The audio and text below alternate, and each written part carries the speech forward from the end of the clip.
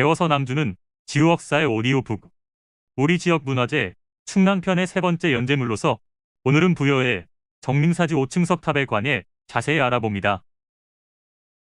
국보 제9호인 정림사지 5층 석탑은 한 자릿수 국보 번호가 말해주듯이 정림사지의 핵심이자 상징 그 자체이며 국보 제11호인 미륵사지 석탑과 함께 현존하는 단 2개뿐인 백제 석탑 중 하나입니다.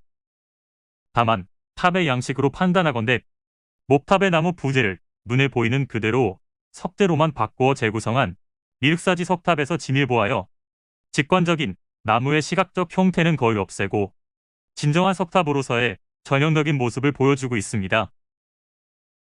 따라서 639년에 세워진 미륵사지 석탑보다는 다소 늦게 건립된 것으로 추정하는데 660년 백제 멸망 당시 당나라 장군 소정방이 백제를 평정한 사실을 탑의 1층 몸돌에 새겨두었기 때문에 639년과 660년 사이에 만들어진 것으로 보입니다.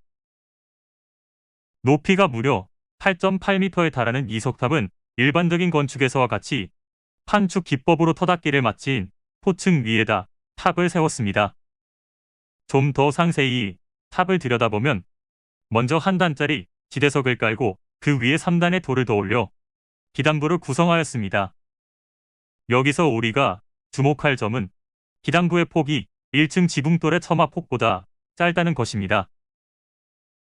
이것은 목조 건축에서는 가장 기본적인 사항으로서 지붕에서 떨어진 빗물이 건물 쪽으로 튀지 못하도록 건물 기단 밖으로 떨어지게끔 하는 것과 동의한 방식인데, 이는 정림사지 탑의 원형이 목탑이었다는 것을 또 한 번 증명해주고 있습니다.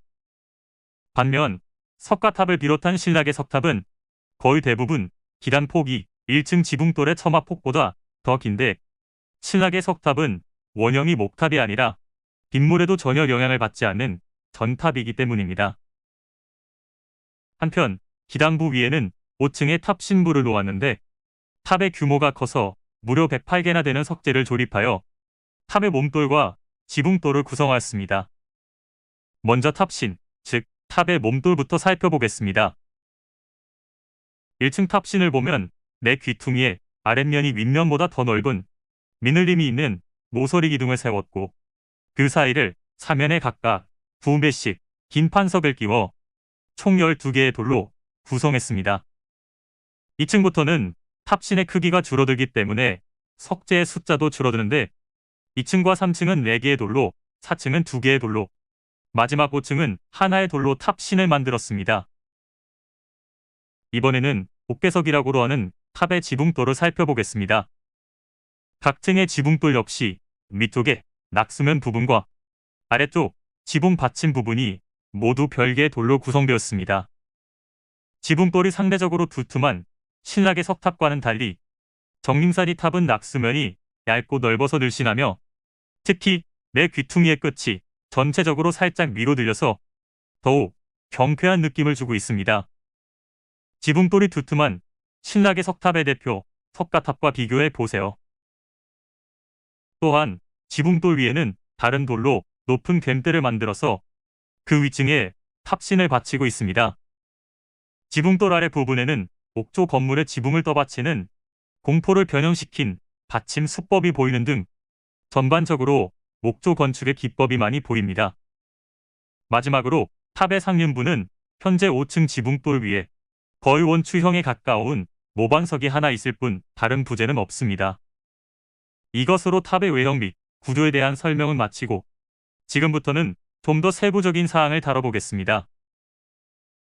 앞에서도 잠시 언급했던 것처럼 이 탑의 1층 몸돌에는 사면 가득히 글자가 새겨져 있습니다. 그 내용은 660년 백제 멸망 당시 당나라 장수 소정방이 백제를 멸망시킨 후 한 달 정도가 지난 시점에서 이 탑에 백제를 평정한 사실을 기념으로 새긴 것입니다. 그래서 이 탑을 한동안 평제탑이라는 이름으로도 불렀습니다. 탑의 남면 오른쪽 모서리 기둥을 자세히 보면 전서체로 대당 평백제국 기명이라고 쓴 것을 확인할 수 있습니다. 이 글자를 잘 보려면 시간을 잘 맞추면 됩니다. 즉, 일출 때나 일몰 때 해가 탑을 비스듬히 비추면 글자가 새겨진 골을 따라서 그림자가 생기기 때문입니다. 글은 한자를 쓰는 방식대로 시계 방향으로 돌아가면서 16면에 모두 글을 새겼는데 그 내용은 당나라가 신라와 힘을 합쳐 백제를 쳐서 사비성을 함락시키고 백제 왕과 신하 등을 포로로 잡아간 사실과 함께 백제 행정구역을 새롭게 정리한 것 등을 상세히 기록하고 있습니다. 재미있는 것은 대당 평맥제국 비명이라는 이름에서 알 수 있듯이 이 탑을 비석으로 삼았다는 것입니다. 그럼 왜 굳이 일반적인 비석이 아니라 탑에다 글을 새기고 비명이라는 이름을 붙였을까요? 그 이유는 이 글을 새기고 나서 불과 보름 후에 당나라 군대가 철수했던 것으로 미루어 보아 큰 비석을 새롭게 세우기 위한 시간이 부족했던 것으로 여겨집니다. 실제로도 탁본한 것을 보면 처음에는 글씨가 반듯하지만 뒤로 갈수록 글씨가 고르지 못한 것을 알 수 있습니다. 이것으로 5층석 탑에 대한 설명을 마치고 바로 옆에 있는 금당토에 대한 설명은 다음번 연재물에서 계속하겠습니다. 지금까지 배워서 남주는 지우학사이었습니다.